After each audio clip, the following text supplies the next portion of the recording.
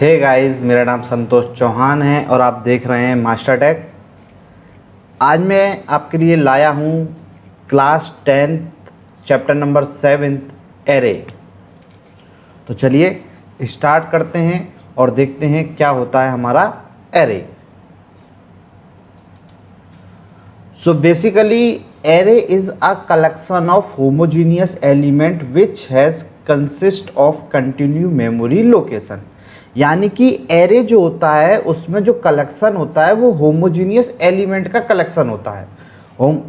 Homogeneous element मतलब similar element. जैसे कि अगर आपके एरे में इंटीजर एलिमेंट हैं तो सारे एलिमेंट इंटीजर होंगे।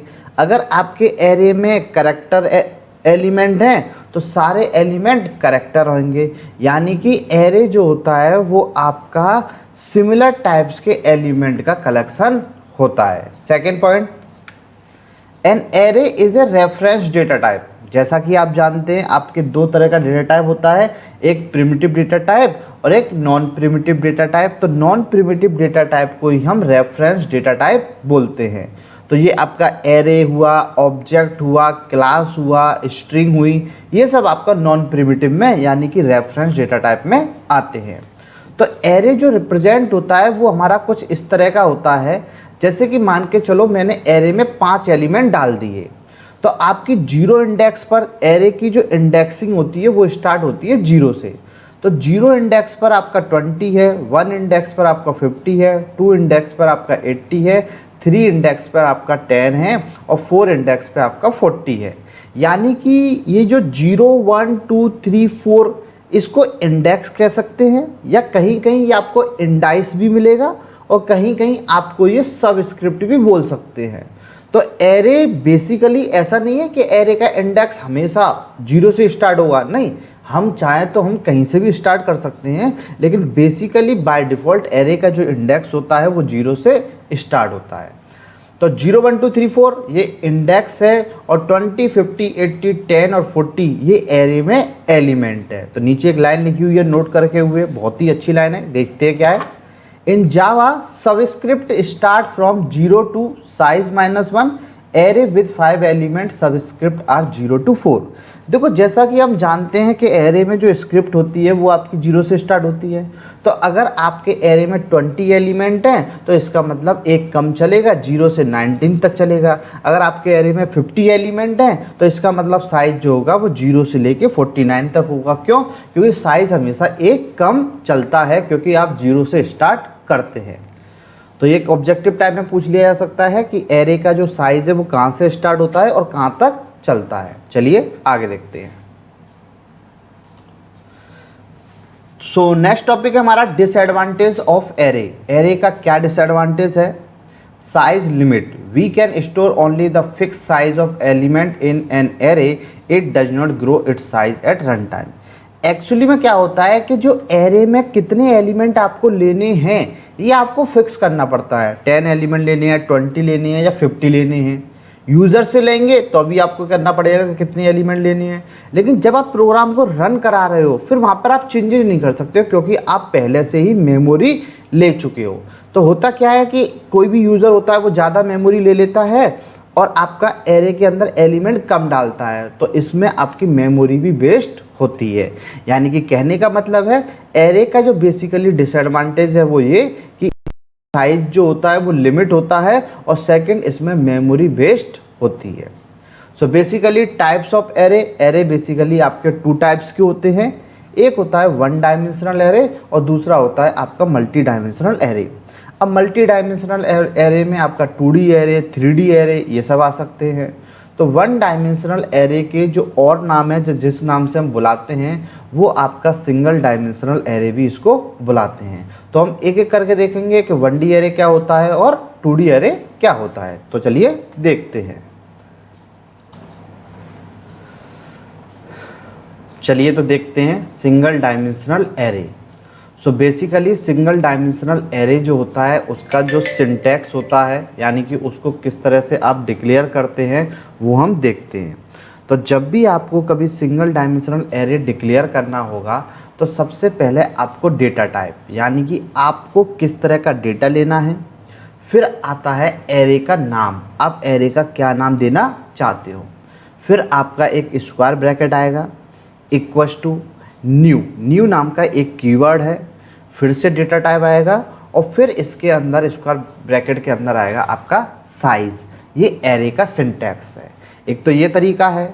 दूसरा तरीका क्या है, सेम है वैसे, थोड़ा सा चेंजेस है कि आपको पहले डेटा टाइप बताना है, फिर आपका आ जाएगा स्क्वायर ब्रैकेट, फिर एरे का नाम इक्वल्स टू न्यू, फिर से डेटा टाइप और फिर से आपको साइज बताना है। तो ये आपका सिंगल डायमेंशनल एरे को रिप्रेजेंट करने का तरीका है। कैसे पता ये सिंगल डायमेंशनल एरे है, क्योंकि इसके अंदर जो स्क्वायर ब्रैकेट आ रहा है वो आपका एक है, यानी कि सिंगल है। तो देख के ही आप बता सकते हैं, अगर एक ब्रैकेट है तो सिंगल डायमेंशनल एरे है, अगर दो ब्रैकेट है तो 2D एरे है और तीन ब्रैकेट है तो 3D एरे है। चलिए आगे देखते हैं। एक हमारा इसमें होता है बेस टाइप। बेस टाइप का एक्चुअली मतलब होता है कि आपका डेटा किस टाइप का है।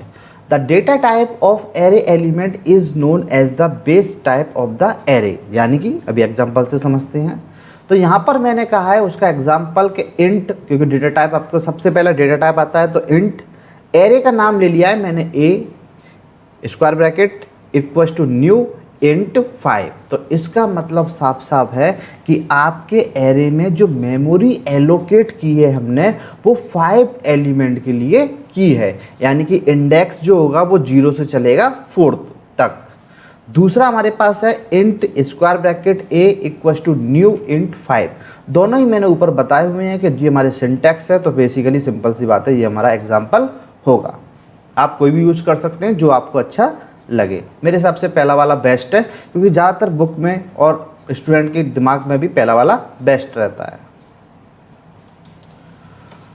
An array must be declare और created before it can be used. Array को यूज करने से पहले आपको एरे को डिक्लेयर करना पड़ेगा। ये तो नॉर्मल सी बात है। आप कोई भी वेरिएबल जावा के अंदर ले रहे हैं तो सबसे पहले उनको हमें डिक्लेयर करने की ज़रूरत पड़ती है। This is a 2 step process. Okay, first declare a reference to an array, ऐसा भी कर सकते हैं। Then create the array with the new operator. देखिए पिछली स्लाइड्स पर हमने जो बात एक ही लाइन में कही थी, यहाँ पर उस बात को 2 लाइनों में तोड़ दिया गया है कि आप सबसे पहले int A equals to square bracket semicolon आप ऐसा कर लीजिए, और फिर A equals to new int 5 आप ऐसा कर लीजिए, या फिर these steps can be combined on a single line, या फिर int A square bracket equals to new int 5 जब आप ऐसा कर लीजिए। दोनों का मतलब सेम है। तो मेरे सजेशन ये है कि आप जो नीचे लाइन लिखी हुई है int A square bracket equals to new int 5, आप हमेशा इसी तरीके से एरे को डिक्लेयर कीजिए। चलिए तो देखते हैं कि एरे में प्रोग्राम किस तरीके से बनता है। तो जैसा कि आप जानते हैं कि जावा में अगर आपको कोई भी प्रोग्राम बनाना होता है तो सबसे पहले आपको लेनी पड़ती है एक क्लास। तो यहाँ पर हमने क्या किया, हमने क्लास ली एरे की। ओके, चलिए आगे देखते हैं। Public static void main string arc, जो कि हमेशा की तरह लेते हैं। फिर आपको क्या करना पड़ेगा, सबसे पहला स्टेप आपको एरे को डिक्लेयर करना पड़ेगा, क्योंकि जो भी आप एरे ले रहे हो, जितने भी साइज का ले रहे हो, ये बात आप सबसे शुरुआत में ही डिक्लेयर कर दीजिए।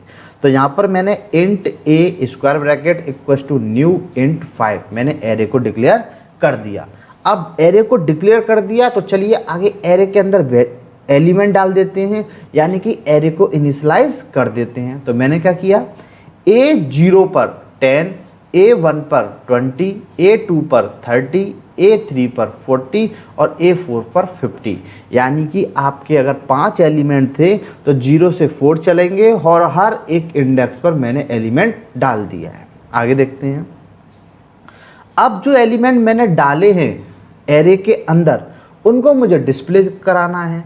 तो आप जानते हैं कि एरे के प्रोग्राम में हर एक चीज़ के लिए आपका लूप चलेगा, क्योंकि एलिमेंट 5 हैं। एक होता तो मैं डायरेक्ट प्रिंट करा देता, लेकिन एलिमेंट आपके एक से ज़्यादा हैं तो मुझे एक लूप लगाना पड़ेगा। तो for int i equals to 0, A की लेंथ आई प्लस प्लस, यानी कि लेंथ नाम का जो फंक्शन होता है वो लेंथ नाम का फंक्शन जो होता है वो स्ट्रिंग में यूज होता है, और लेंथ सिर्फ LENGTH कोई सिंबल नहीं पीछे की तरफ, वो आपका एरे में यूज होता है। तो यहाँ पर ए डॉट लेंथ निकाल लेगा ऑटोमेटिकली। तो आपका A0 पर जो भी होगा, A1 पे, A2 पर, A3 पर, A4 पर आपका प्रिंट हो जाएगा। तो बेसिकली इस प्रोग्राम में हमने 5 एलिमेंट लिए हैं और उनको सिर्फ डिस्प्ले कराने का काम किया है। चलिए देखते हैं दूसरा प्रोग्राम। हाँ जी, तो एक तरीका तो हमने ये देखा कि हमने हर इंडेक्स पर क्या किया, एरे को डिक्लेयर किया। तो उसमें क्या हो रहा था, जैसे कि हमारा 5 अगर एलिमेंट है तो हमारी 5 लाइन यूज हो रही थी। ये एक और तरीका है आपके पास सिंपल करने का। तो हमने एक क्लास बनाई एरे की, पब्लिक स्टैटिक वर्ड मेन लिया, इंट ए ब्रैकेट लिया, 10 20 30 40 50 हमने एरे। अब इसमें मैंने क्या किया, एरे को इनिशियलाइज भी कर दिया और एरे को साथ ही साथ डिक्लेयर कर दिया।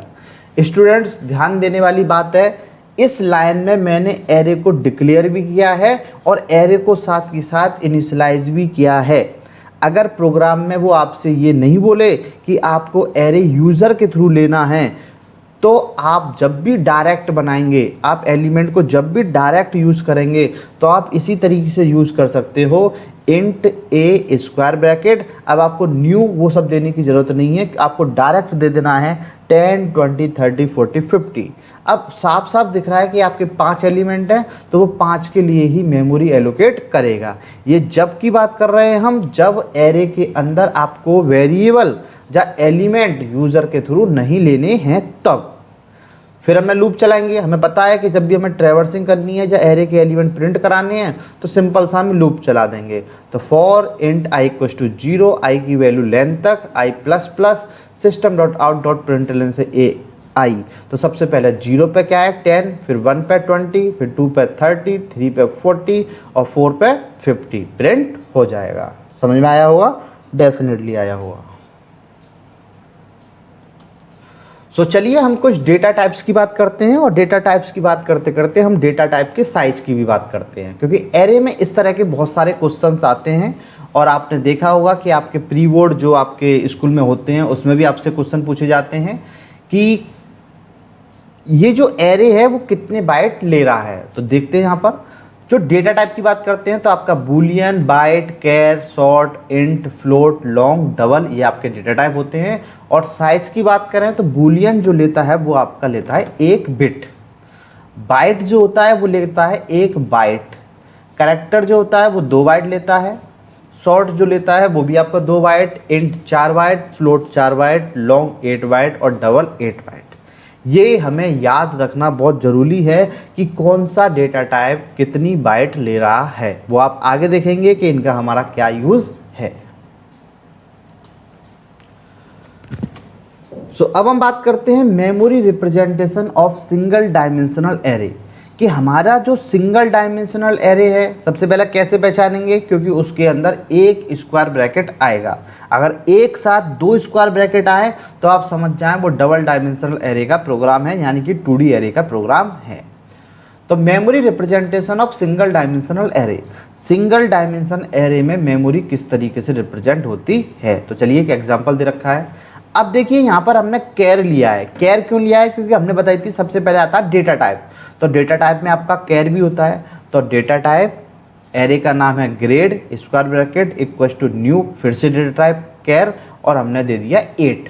यानी कि यहाँ पर साफ साफ चीज़ दिख रही है कि आपके 8 एलिमेंट लिए हैं, वो भी किस टाइप के, कैरेक्टर टाइप के। ठीक है, फिर हमने दूसरा भी हमारा पता है, हम जानते हैं कि दूसरा किस तरीके से रिप्रेजेंट किया है। ठीक है, तो यहाँ पर एक नीचे एक लाइन लिखी हुई है an 8 element character array beginning at location 2000, कि अगर आपका कैरेक्टर एरे 2000 से स्टार्ट हो रहा है तो नेक्स्ट मेमोरी लोकेशन क्या होगी, नेक्स्ट क्या होगी और नेक्स्ट क्या होगी।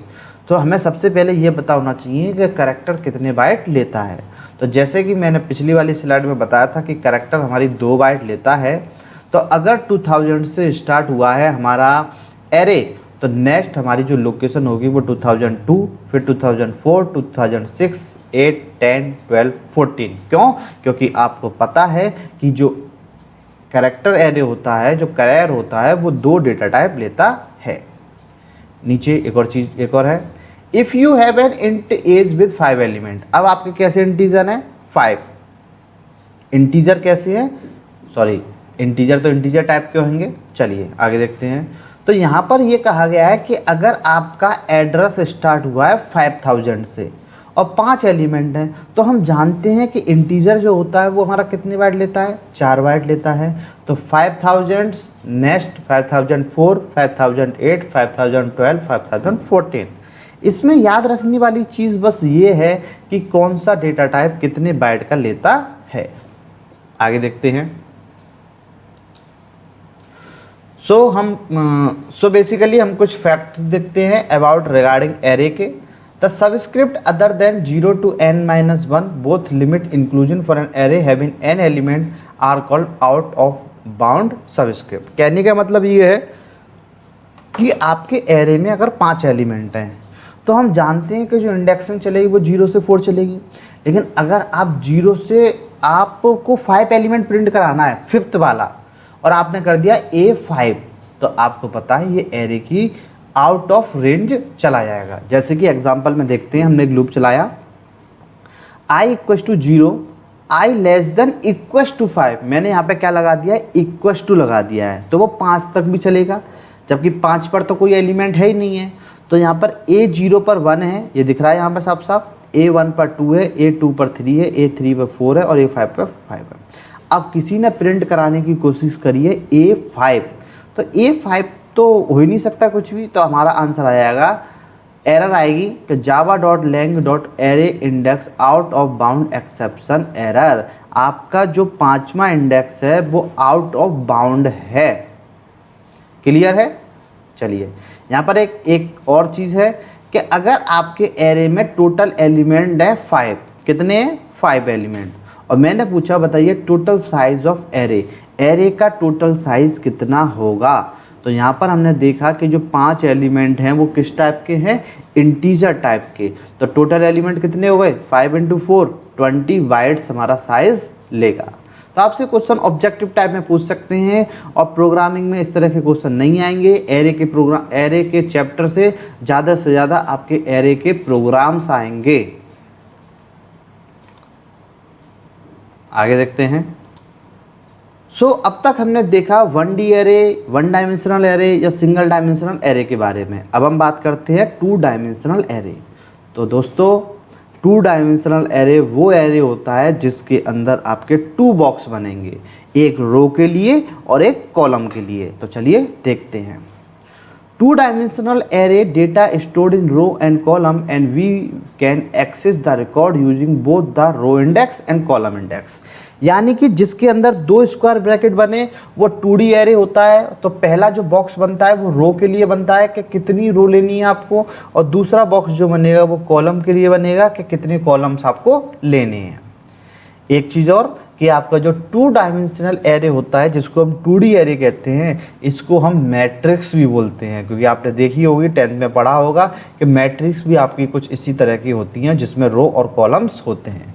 तो चलिए देखते हैं। तो देखिए यहाँ पर मैंने एक छोटा सा एग्जांपल लिया है कि int A23, यहाँ पर क्लियर है कि आपकी 2 रो हैं और आपके कॉलम कितने हैं 3। तो यहाँ पर मैंने एक डायग्राम से समझाने की कोशिश करी है कि आपकी एक ये रो और दूसरी आपकी ये रो, कॉलम कितने हैं 1 2 3, ठीक है। तो सबसे पहले वाली जो होती है वो रो 0 होती है और फिर रो 1 होती है। सेम कॉलम में भी 0, कॉलम 1 और कॉलम 2। तो अब मुझसे अगर ये पूछा जाए कि 5 किस रो पर है या 5 किस जगह पर है, तो रो 0 और कॉलम 0, तो 0 0 सबसे पहले रो आती है आपकी, फिर 10 किस पर है 0 1, 15 किस पर है 0 2, 8 किस पर है 1 0, 17 किस पर है 1 1, 24 किस पर है 1 2। आपकी सबसे पहले रो आती है, फिर आपका आता है कॉलम। तो हमें इसी तरीके से देखना है कि आपकी रो कौन सी है और कॉलम कितने हैं, ठीक है ना। इसमें बच्चे बहुत कंफ्यूज होते हैं, प्लीज़ आप कंफ्यूज ना हो। आगे देखते हैं। अब हमसे ये किसी ने ये पूछा MCQ में या ऑब्जेक्टिव टाइप में जो 10 नंबर के आएंगे हमारे, कि इस एरे में टोटल एलिमेंट कितने हैं। तो टोटल एलिमेंट कैसे निकालते हैं, एक छोटा सा फॉर्मूला सिंपल सा, number of row multiply number of column. अगर आपको ये पता करना है कि इसके अंदर कितने नंबर ऑफ टोटल एलिमेंट हैं तो आपको रो का कॉलम से मल्टीप्लाई कर देना है। तो हमारे इस प्रोग्राम में 2 3 2 रो है 3 कॉलम है, तो 2 इंटू 3 6 हमारा आंसर आ गया। अगर हमसे पूछा जाए कि टोटल साइज इन एलिमेंट, कि टोटल साइज कितना है, तो उसका सिंपल सा फॉर्मूला है row multiply column multiply base type, ताकि हमें ये पता लगे कि वो किस टाइप का है। तो ये इंटीजर टाइप का है, तो इंटीजर हम जानते हैं 4 बाइट लेता है, तो 2 इंटू 3 6 और 6 इंटू 4 24 बाइट्स। तो आपको ये डेटा टाइप और उसका साइज याद होना बहुत ज़रूरी है, खासकर एरे के प्रोग्राम में। चलिए आगे देखते हैं। सो बेसिकली यहाँ भी हम, जैसे हमने 1 डायमेंशनल एरे डिक्लेयर किया है, सेम आपका 2 डायमेंशनल एरे भी होता है। सेम वही है कि सबसे पहले डेटा टाइप आता है, फिर एरे का नाम आता है। अब यहाँ पर इंपॉर्टेंट बात ये है कि आपके 2 स्क्वायर ब्रैकेट आएंगे। ये जो आपको ब्रैकेट दिख रहे हैं एकदम, ये आपके 2 स्क्वायर ब्रैकेट है। तो यहाँ पर आपका 2 स्क्वायर ब्रैकेट है इक्वल्स टू न्यू, फिर से डेटा टाइप, पहली रो के लिए और दूसरी जो बॉक्स है वो आपका कॉलम के लिए। सेम दूसरा मेथड है कि पहले डेटा टाइप 2 बॉक्स, एरे का नाम, न्यू, डेटा टाइप, रो और कॉलम। बेस टाइप में ये पूछा जाता है कि वो किस टाइप का है। तो the data type of the array element is known as the base type of the array. ये मैंने आपको बंडी में भी बता दिया था। आगे देखते हैं, एग्जाम्पल देख लेते हैं। Int A 2 square bracket equals to new int 2 की power 2 3। Int 2 square bracket A equals to new int 2 और 3। आप 2 बॉक्स से बता सकते हैं कि ये आपका 2D एरे की बात हो रही है। चलिए आगे देखते हैं। अब बात आती है कि 2 डायमेंशनल एरे को किस तरह से इनिशियलाइज किया जाता है, क्योंकि 1D एरे भी हमने देखा था और 2D एरे भी देखते हैं। तो देखिए ये भी आपको बहुत सिंपल है कि आपने कहा यहाँ पर इंट ए 2 3, तो हम जानते हैं कि 2 और 3 है, इसका मतलब 2 रो 3 कॉलम है। अगर टोटल की बात करूँ तो आपके टोटल 6 एलिमेंट होंगे। तो हमने सिंपल सा 10 20 30 40 50 60 हमने डायरेक्ट दे दिए। हम ऐसे भी इनिशियलाइज कर सकते हैं एरे के एलिमेंट को जब वो 2D एरे में हो। लेकिन अगर कन्फ्यूज़न हो कि जो, क्योंकि 10 20 30 40 50 60 को देख के मुझे ये आइडिया नहीं लग रहा कि इसमें कितनी रो और कितनी कॉलम है। वो आगे से ज़रूर लग रहा है क्योंकि 2 3 लिख रहा है, लेकिन इसको देख के नहीं लग रहा। तो आपको दूसरा मेथड यूज़ कर सकते हैं। आप क्या करेंगे, 2 कर्ली ब्रैकेट लगाएंगे। पहले 10 20 30 इसका मतलब ये पहली रो, और 10 20 30 इसका मतलब ये दूसरी रो। ये 2 बार लिख गया है, वैसे होना चाहिए 10 20 30 40 50 60। तो यहाँ पर आपका ये क्लियर हो जाता है कि इस वाली पहली वाला जो बॉक्स कर्ली ब्रैकेट बंद है वो पहली वाली रो के लिए है, और दूसरा वाला जो जहाँ पर कर्ली ब्रैकेट बंद है वो दूसरी वाली के लिए बंद है।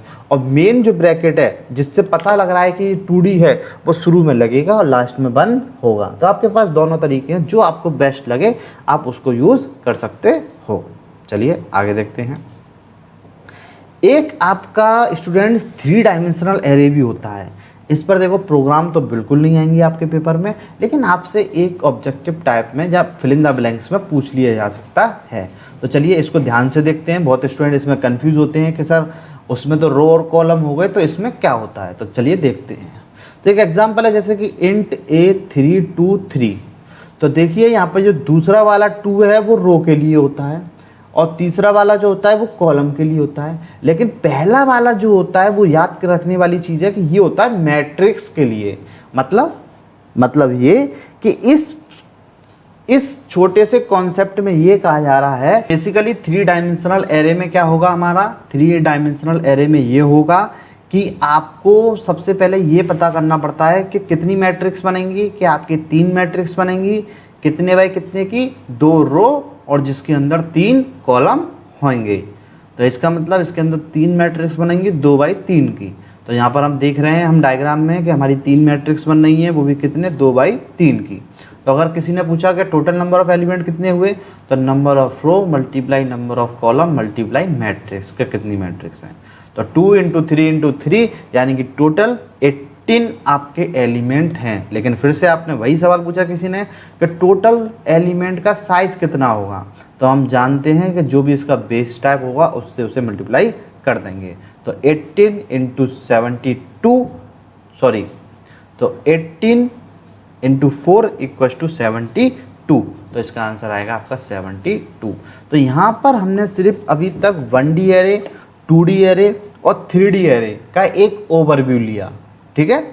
आगे देखते हैं। नेक्स्ट टॉपिक है हमारा सर्चिंग इन 1D एरे, यानी कि जो हमारा एरे होता है उसमें अगर हमें कोई भी एलिमेंट सर्च करना है तो वो हम किस तरीके से सर्च करेंगे। तो सर्च मतलब खोजना, कोई एलिमेंट अगर हमें ढूंढना है या खोजना है। तो बेसिकली जावा के अंदर आपकी जो सर्चिंग होती है वो दो टाइप की होती है, एक आपकी होती है लीनियर सर्च और दूसरी आपकी होती है बाइनरी सर्च। तो एक एक करके हम देखते हैं। तो sometime you need to search for an element in an array. Discuss two very common search technique, linear and binary search. चलिए आगे देखते हैं। सो बेसिकली जो लीनियर सर्च होती है उसको हम सिक्वेंशियल सर्च भी बोलते हैं। क्यों? क्योंकि इसके अंदर हम ये देखेंगे कि जो भी एलिमेंट हम सर्च कर रहे हैं वो हम वन बाय वन एक एक एलिमेंट को सर्च करते हैं कि क्या वो एलिमेंट हमारा जो हम ढूंढ रहे हैं वो एरे के अंदर प्रेजेंट है या नहीं। तो हमें स्टार्टिंग से लेकर एंडिंग तक, शुरू से लेकर लास्ट तक हमें चलना पड़ता है। तो in linear search each element to the, sorry ये टू है, each element to the array is compared with the given item to be search for one by one. Firstly, element at 0 index is compared with them, then element at first index is compared with the element and so on till n minus th index। यानी कि linear search में क्या होता है, जो element आप ढूंढ रहे हो एरे में वो हो सकता है 0 पोजीशन पर हो सकता है 1 पोजीशन पर हो और हो सकता है वो लास्ट पोजीशन पर हो। तो लीनियर सर्च में क्या होता है, जो हम कंपेयर करते हैं उस एलिमेंट का शुरू से लेके एंड तक करते हैं और अगर बाय चांस वो एलिमेंट लास्ट पोजीशन पर है तो हमें स्टार्टिंग से चलना पड़ता है लास्ट पोजीशन पर। कैसे, चलिए देखते हैं, इसके प्रोग्राम से इसको समझने की कोशिश करते हैं। सो देखिए लीनियर सर्च का प्रोग्राम किस तरह से हम बनाएंगे। तो सबसे पहले हमने एक क्लास बनाई है लीनियर नाम से, ठीक है, कोई दिक्कत नहीं है, नाम आप कुछ भी ले सकते हैं। पब्लिक स्टैटिक वर्ड मेन आपने लिया, स्ट्रिंग आर्ग लिया, ठीक है। आपने इंट ए ब्रैकेट 10 24 50 84 मैंने एक एरे ले लिया है, अरेंज नहीं है, किसी भी ऑर्डर में मैंने एरे ले लिया है जिसमें कितने एलिमेंट है, 5 एलिमेंट है, ठीक है। फिर मैंने क्या किया, इंट आई, एक लूप चलाऊंगा इसलिए मैंने आई ले लिया है। एफ की वैल्यू 0, एफ की वैल्यू मैंने क्यों लिया ये मैं आपको आगे बताऊंगा। और X equal to 84, X equal to 84 जो है वो आपका वो एलिमेंट है जो हम एरे में देखेंगे, ढूंढेंगे, ठीक है ना। तो मैंने क्या किया, यहाँ पर 0 से एक लूप चला दिया 5 तक, तो ये चलेगा लूप 0 से 4 तक, क्योंकि एरे की इंडेक्सिंग 0 से होती है तो एक कम तक चलेगा। तो मैंने किया ए आई इक्वल टू एक्स, ए आई मतलब सबसे पहले 0 पोजीशन पे कौन है, 10।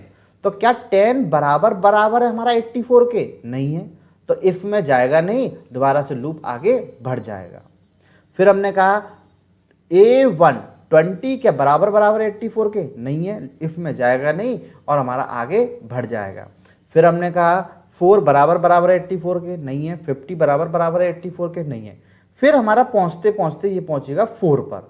तो A4 पर कितना है, 84, क्या 84 बराबर बराबर है हमारे 84 के, यस। तो जब वो एलिमेंट मिल जाएगा तो मैंने क्या किया, एक वेरिएबल ले लिया है जिसकी वैल्यू मैंने शुरुआत में तो ली थी 0, और जैसे ही वो एलिमेंट मुझे मिल गया तो मैंने उसकी वैल्यू कर दी 1। तो f की वैल्यू मैंने कर दी 1 और जब मुझे एलिमेंट मिल गया है तो मैंने सीधा उसको कर दिया ब्रेक। देखो ब्रेक क्यों किया है, मान के चलो एक बात बताओ कि हम किसी एलिमेंट को खोज रहे हैं, कोई एलिमेंट को ढूंढ रहे हैं, वो एलिमेंट जब हमें मिल गया तो हम आगे सर्चिंग क्यों करेंगे, हम वहीं की वहीं रुक जाएंगे। तो हमने क्या किया, जैसे ही वो एलिमेंट मिल गया तो f की वैल्यू 1 और हमने सीधा कर दिया ब्रेक। फिर हम लूप से बाहर आ गए। फिर हमने इफ में पूछा क्या f की वैल्यू बराबर बराबर 1 हुई, हाँ हुई थी, क्योंकि हमें 84 मिल गया। तो आंसर आ जाएगा system.out.println से एलिमेंट फाउंड। अब मान के चलो कि जब हमें एलिमेंट ढूंढ रहे हैं और हमने एक ऐसा एलिमेंट लिया जो एरे में है नहीं, फॉर एग्जाम्पल हमने लिया 100, तो 100 इसके अंदर है ही नहीं है, तो f की वैल्यू कभी 1 होगी नहीं, क्योंकि 100 तो इसके अंदर कभी मिलेगा ही नहीं, तो f की वैल्यू रहेगी हमेशा 0। तो हम यहाँ पर पूछेंगे एफ की वैल्यू क्या 1 हुई, नहीं, वो तो कभी हुई नहीं क्योंकि वो एलिमेंट मिला ही नहीं। तो एल्स में जाएगा कि system dot out dot println element not found. तो बेसिकली आपको इसमें याद रखने वाली बात क्या है कि हम एक एक करके एलिमेंट को सर्च करते हैं, और अगर कोई एलिमेंट हमें स्टार्टिंग में मिल जाता है तो हमें आगे जाने की जरूरत नहीं है, क्योंकि आपका एलिमेंट आपको फाइंड हो जाता है। ये हमारी होती है लीनियर सर्च। इससे बेटर अगर मैं कहूँ, इससे अच्छी जो सर्च है वो आपकी बाइनरी सर्च है। और लीनियर सर्च और बाइनरी सर्च आपका एग्जाम में आने के बहुत ज़्यादा चांसेस हैं। तो आप दोनों सर्च को, लीनियर सर्च और बाइनरी सर्च, इन दोनों क्वेश्चंस को तो आप बहुत अच्छी तरह से समझ के और याद करके जाएंगे। तो चलिए हम देखते हैं दूसरी बाइनरी सर्च जो लीनियर सर्च से आपकी बेटर है। ठीक है, तो हम आगे सीधे बाइनरी सर्च पर। पहले इसमें समझ लेते हैं कि बाइनरी सर्च में एक्चुअली होता क्या है। तो देखो मैं आपको समझा देता हूं कि बाइनरी सर्च में क्या होता है। चलिए मैं इसके लिए थोड़ा सा आपको यहां पर दिखाता हूं एक डायग्राम। ठीक है, तो बाइनरी सर्च में सबसे पहली जो डिमांड है, जब पहले जो कह सकते हैं कि जो कंडीशन है वो ये है कि आपके एलिमेंट जो हैं वो आपके सॉर्टेड होने चाहिए, या तो डिसेंडिंग से असेंडिंग या असेंडिंग से डिसेंडिंग। तो आपके सामने जो डायग्राम बना हुआ है यहाँ पर एक एरे है जो कि असेंडिंग से डिसेंडिंग की तरफ सॉर्टेड है। तो 4 10 20 50 84 आपका सॉर्टेड है। ठीक है, तो यहाँ पर हम क्या करते हैं, बाइनरी सर्च में क्या टेक्निक लगाते हैं हम, यहाँ पर हम सबसे पहले मिड एलिमेंट निकाल लेते हैं। तो मिड हमने कैसे निकाला, तो सबसे पहला वाला जो एलिमेंट है वो हमारा लो है। तो लो इस समय 0 पोजीशन पर है, और आपका जो हाई जो है वो आपका कौन सी पोजीशन पे है, 4। तो 4 प्लस 0 कितना हो गया आपका 4, और 4 डिवाइडेड बाय 2 आपका 2। तो जो सेकंड पोजीशन पर जो होगा वो आपका मिड है। अब कोई बच्चा पूछ सकता है कि अगर सर 6 एलिमेंट हुए तो क्या होगा। तो देखो 6 एलिमेंट हुए तो फिर से हमारा लो कितना हुआ 0, और हाई कितना होगा हमारा 5, क्योंकि 6 एलिमेंट है। दोनों को जोड़ा 0 प्लस 5 बाई 2 कितना आया 2.5 आएगा। लेकिन मैंने ये वैल्यू ली है इंटीजर में, मैंने लो को भी हाई को भी सबको इंटीजर में लिया है। तो 2.5 की जो इंटीजर वैल्यू होगी वो भी 2 होगी, यानी कि चाहे आप इवन नंबर ले लो चाहे ऑड नंबर ले लो, आपका आएगा सब कुछ इंटीजर में। तो यहाँ पर क्या होता है कि जब मैं मिड एलिमेंट निकाल लेता हूँ तो फिर मैं ये चेक करता हूँ कि मुझे मिड एलिमेंट तो मुझे लेफ्ट में चलना है या राइट में चलना है। यानी कि जो एलिमेंट मैं ढूंढ रहा हूँ वो मेरे लेफ्ट में है जब वो मेरे राइट में है। तो हमने पिछली बार 84 ढूंढा था, तो देखो जैसे ही हम 20 से हम राइट की तरफ चलेंगे 2 बार में ही हमें मिल जाएगा, क्योंकि 50 में तो मिलेगा नहीं, लेकिन 84 आपका मिल जाएगा। तो कहने का मतलब है लीनियर सर्च से बेटर होती है बाइनरी सर्च, क्योंकि इसमें आपको ट्रेवर्सिंग या चलना कम पड़ता है, क्योंकि यहाँ पर आप मिड एलिमेंट निकाल लेते हैं। लेकिन पहली कंडीशन यही है कि लीनियर सर्च के जो अंदर जो एलिमेंट हो वो सॉर्टेड हो या ना हो कोई फर्क नहीं पड़ता, लेकिन बाइनरी सर्च में जो भी एलिमेंट होने हैं वो आपके सॉर्टेड होते हैं। तो चलिए प्रोग्राम से इसको समझते हैं। तो ये रहा हमारा बाइनरी सर्च का प्रोग्राम, और प्रोग्राम से पहले भी हम इसकी जो डेफिनेशन है वो हम देख लेते हैं, जो हमने पीछे नहीं देखी। तो चलिए हम लौट के आ जाते हैं बाइनरी सर्च की डेफिनेशन पर। This popular search technique search the given item in the minimum possible comparison. Binary search एक ऐसी टेक्निक है जिसमें हमें मिनिमम पॉसिबल कंपैरिजन करने पड़ते हैं। कैसे? The binary search require the array in sorted order. ये मैं आपको बता चुका हूँ एक बार नहीं 2 बार कि बाइनरी सर्च में जो एलिमेंट होंगे वो आपके सॉर्टेड ऑर्डर में होने चाहिए। Here search item is compare with the middle element of the item. इसमें जो एलिमेंट आप ढूंढ रहे हो वो आपको मिडिल से कंपेयर करना पड़ता है। If the search item match with the item search finish. अगर जो आइटम ढूंढ रहे हो अगर वो मिडिल में ही मिल गया तो सर्च खत्म हो गई, वहीं की वहीं फिनिश हो जाएगी। अगर नहीं मिला तो if search item is less than the middle perform binary search in the first half of the array.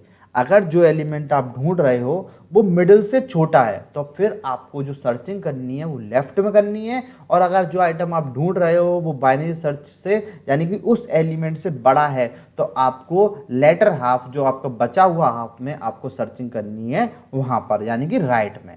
तो इसमें डिपेंड होता है, इसमें मेन चीज़ होती है कि आपका मिड एलिमेंट से जो एलिमेंट ढूंढ रहे हो वो लेफ्ट में जाएगा या राइट में जाएगा।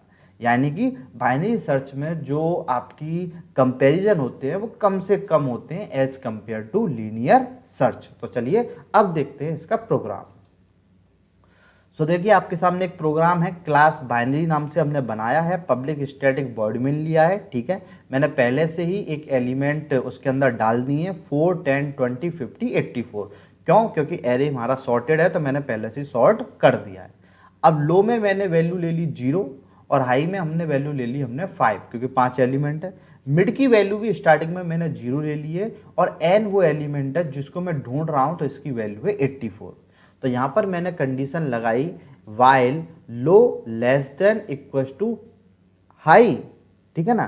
तो यानी कि लो की वैल्यू कितनी है 0, क्या 0 लेस देन इक्वल टू 5, क्या 0 छोटा है 5 से? हाँ छोटा है। तो मिड एलिमेंट जो निकल के आया वो निकल के आया लो प्लस हाई बाय 2। तो लो की वैल्यू 0, हाई की वैल्यू 5, 0 प्लस 5 5 डिवाइड बाय 2, तो मेरा आंसर आया 2.5। लेकिन 2.5 नहीं आएगा क्योंकि ये सब मेरे इंटीजर वैल्यू हैं। ये सो आपके लो हाई मिड जो लिख रहा है इसके आगे आप सामने यहाँ पे इंट लगा देना। आपका लगा देता हूँ, लीजिए मैं आपके सामने ही, तो मैंने लगा दिया इंट। तो ये सब मेरे एलिमेंट कैसे हैं? ये सब मेरे इंटीजर एलिमेंट है, इसलिए इसका आंसर आएगा 2, ठीक है। तो अब मैंने पूछा इफ ए मिड मतलब A2 पर, तो A2 पर कौन है? 0, 1, 2, 20, क्या 20 less than equal to N मतलब जो एलिमेंट ढूंढ रहा हूं, तो 20 लेस देन 84। तो बिल्कुल कंडीशन सही है कि हाँ भाई ये तो छोटा है, 20 जो मिड एलिमेंट है उससे आप जो एलिमेंट ढूंढ रहे हो वो बड़ा है, ठीक है। तो एक काम करो, आपका जो लो है वो मिड प्लस 1 पे चला जाए। यानी कि अब मैं यहाँ पर देखूं कि जैसे ही मेरा अब जो लो है वो यहाँ से हट गया और वो मिड प्लस 1, तो मिड की वैल्यू 2 थी और वो एलिमेंट सीधा यहाँ पर आ गया। तो इस समय ये जो एलिमेंट है ये मेरा लो हो गया। अच्छा ठीक है, हो गया। तो लो की वैल्यू आपकी मिड प्लस 1 यानी कि 3 हो गई, ठीक है। आगे हम पहुंचे तो इफ में जाएगा तो फिर हमें एल्स इफ में जाने की जरूरत नहीं है, दोबारा से हमारा ना एल्स में जाने की जरूरत है क्योंकि किसी एक में जाएगा, दोबारा से हम ऊपर पहुंच गए। अब लो की वैल्यू कितनी है आपकी 3 less than equal to 5, condition सही है। तो mid equal to low plus high, low कितना है आपका 3, हाई कितना है आपका 5, तो 3 प्लस 5 8 डिवाइड बाय 2 4। तो अब आपका आ गया 4। तो अब आपने कहा A4 पर कौन है आपका? देखो अगर 0, 1, 2, 3, 4 84, ठीक है। तो हमने कहा 84 क्या लेस देन 84, कंडीशन सही नहीं है, ठीक है। तो हमने कहा A4 पर जो है क्या वो बराबर है n के, यानी कि A4 पर जो है क्या वो 84 के बराबर है? हाँ बराबर है। तो क्या हो गया आपका एलिमेंट फाउंड हो गया और आपका ब्रेक हो गया। यानी कि ये जब हमारी कंडीशन, जब हमें एलिमेंट मिल जाएगा तो हमारा मैसेज आ जाएगा एलिमेंट फाउंड और हमारा वहीं की वहीं रुक जाएगा, क्योंकि जब एलिमेंट मिल गया है तो हमें आगे चलने की ज़रूरत नहीं है। और देन अगर कोई एलिमेंट हमें नहीं मिलेगा तो मैसेज आएगा एलिमेंट नॉट फाउंड। यानी कि एग्जाम के पर्पज़ के लिए सेकेंड टर्म में आपको लीनियर सर्च और बाइनरी सर्च का प्रोग्राम याद करके ले जाना है, समझ के जाना है। ये क्वेश्चन आपका आएगा ही आएगा। सॉर्टिंग बेसिकली आपके पेपर में आ नहीं रही है, तो सॉर्टिंग मैंने भी अपनी इस वीडियो में काट दिया है। तो चलिए आगे देखते हैं नेक्स्ट टॉपिक हमारा क्या है।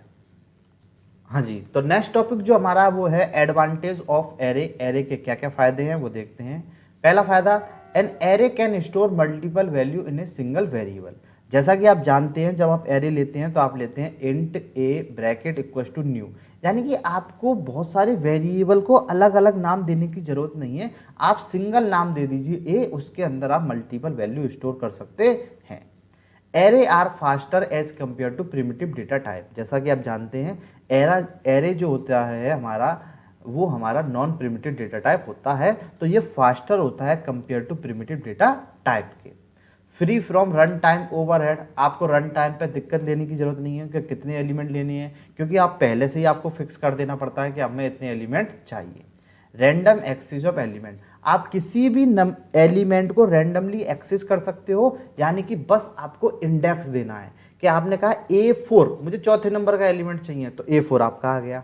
आपने कही A5 तो आप किसी भी नंबर को रैंडमली एक्सेस कर सकते हो, बस आपको इंडेक्स नंबर देने की ज़रूरत है। सिंपल कोड यानी कि एरे के प्रोग्राम जो होते हैं वो सिंपल होते हैं, और फास्ट सिक्वेंशियल एक्सेस, अगर हमें सर्चिंग भी करनी होती है तो इसमें वो भी फास्टर होती है। तो ये सब हमारे एडवांटेज हैं एरे के। तो चलिए कुछ एडवांटेज हैं तो डिसएडवांटेज भी हैं, कुछ एडवांटेज डिसएडवांटेज हमने स्टार्टिंग में देखा था, एक दो और देख लेते हैं। तो डिसएडवांटेज बेसिकली हमारा क्या है, we need to maintain the size of array fixed length. पहला डिसएडवांटेज ये है कि यहाँ पर हम रन टाइम पर कोई भी वेरिएबल नहीं ले सकते, जब कोई भी एलिमेंट नहीं ले सकते, क्योंकि हमें वैल्यू क्या करनी पड़ती है, फिक्स करनी पड़ती है। So there is a chance of memory wastage, ये मैंने पहले ही बताया था कि इसके अंदर मेमोरी वेस्ट होती है। केयरफुल डिजाइन रिक्वायरमेंट, देखिए ये तो सबके लिए नॉर्मल सी बात है, कोई भी प्रोग्राम बना रहे हैं तो केयरफुली बनाइए, वरना एरर आने के चांसेस बढ़ जाएंगे। Not suitable for situation demanding varying memory size, अगर आपको एक ऐसा प्रोग्राम बनाना है यहाँ पर बार बार आपको मेमोरी की चेंज करने की जरूरत पड़ रही है, तो एरे देखिए उसके लिए नहीं है, क्योंकि एरे में आप ऐसा कुछ नहीं कर सकते, आपको फिक्स साइज लेना पड़ता है, पहले ही डिफाइन करना पड़ता है। तो ये सब कुछ हमारे डिसएडवांटेज थे। तो यहाँ पर हमारा पूरा एरे का जो भी चैप्टर था वो हमारा कंप्लीट हो गया guys. Thank you so much. आपको मेरी वीडियो अच्छी लगी हो तो आप सब्सक्राइब करिए, लाइक करिए और कमेंट करिए, और ज़्यादा से ज़्यादा अपने दोस्तों को शेयर करिए, ठीक है ना। Thank you so much.